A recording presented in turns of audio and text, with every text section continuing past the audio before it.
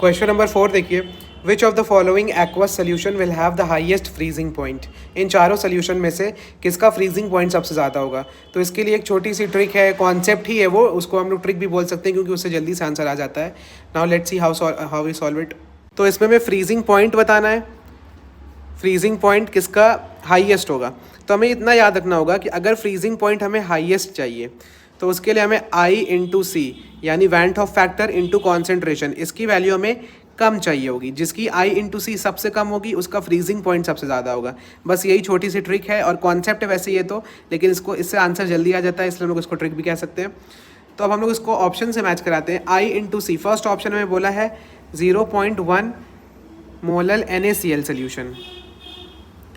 पहले बात तो हम लोग ऑप्शन में अगर देखें तो सबकी कॉन्सेंट्रेशन वो निगलेक्ट कर सकते हैं क्योंकि 0.1 m सब में दिया हुआ है, तो हम लोग यहाँ से कॉन्सेंट्रेशन निगलेक्ट कर सकते हैं। वैसे तो ये मोलैरिटी है, बट अगर हम लोग को मोलैरिटी नहीं बोला है तो हम लोग इसी को कंसिडर कर लेंगे एज कॉन्सेंट्रेशन और वो भी इक्वल है। तो हम लोग यहाँ से सी को, कॉन्सेंट्रेशन को निगलेक्ट कर सकते हैं, यानी TF उसका ज़्यादा होगा जिसकी I की वैल्यू सबसे कम होगी, यानी वैंट ऑफ फैक्टर जिसका सबसे कम होगा।